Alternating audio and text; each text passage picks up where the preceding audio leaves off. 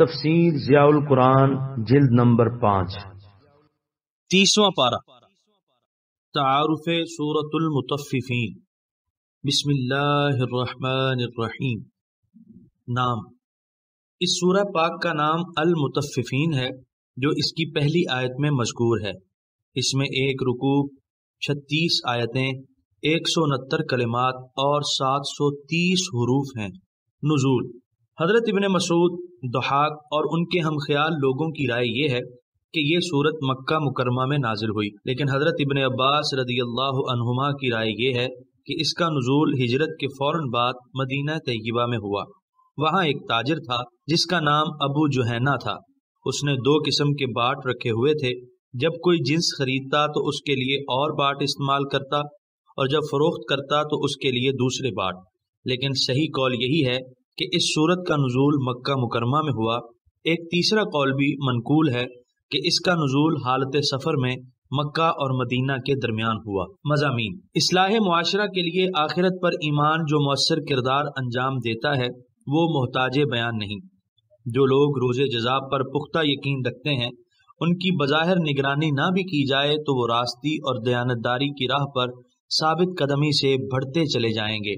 کوئی لالچ اور کوئی خوف انہیں جادہ حق سے سر منہ منحرف نہیں کر سکتا، لیکن وہ معاشرہ جس کے افراد قیامت پر یقین نہیں رکھتے، ان میں طرح طرح کی خرابیاں بڑی آسانی سے راہ پا لیتی ہیں۔ تھوڑا سا خوف اور تھوڑا سا لالچ انہیں راہ راست سے بھٹکانے کے لیے کافی ہے۔ اہل مکہ چونکہ عام طور پر تجارت پیشہ تھے، اس لیے لین دین میں ڈنڈی مارنا ان کے ہاں عام مروج تھا۔ اس کی خرابی صرف یہی نہیں تھی کہ دوسرے کی حق تلفی ہوتی تھی، بلکہ انجام کار ایسا کرنے والے کی تجارت کا بھی ستیہ ناش ہو جایا کرتا تھا۔ اس لیے کفار مکہ کو وقوع قیامت کی ضرورت اور حکمت پر غور کرنے کے لیے اس صورت میں جو دعوت دی جا رہی ہے، اس کی ابتدا ویل للمطففین سے کی اور انہیں بتایا کہ اگر وہ اس خسیس حرکت سے اپنی کاروباری سرگرمیوں کو محفوظ رکھنا چاہتے ہیں تو اس کی یہی ایک صورت ہے کہ وہ قیامت پر ایمان لے آئیں۔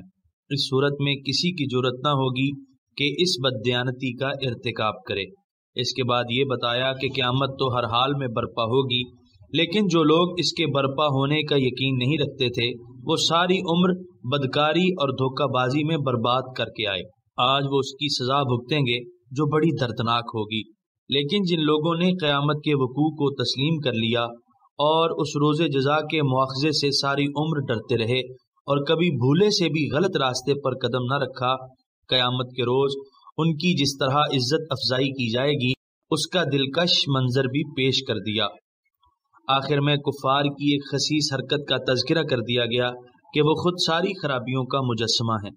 اپنی غلاظتوں کو دیکھ کر انہیں کبھی ندامت نہیں ہوئی، بایں ہمہ اہل حق کو وہ بڑی حقارت آمیز نظروں سے دیکھتے ہیں، کنکھیوں سے اشارے کرتے ہیں۔ اللہ والوں کی تذلیل کے بعد جب گھر لوٹتے ہیں تو بڑے شاداں و فرحاں، گویا کوئی بڑا مارکا سر کر کے آئے ہیں۔ خود بادیہ ضلالت میں بھٹک رہے ہیں اور گمراہی کا الزام ان پاک دینت لوگوں پر لگاتے ہیں جن پر انسانیت فخر کرتی ہے اور دین حق کو بجا طور پر ناز ہے۔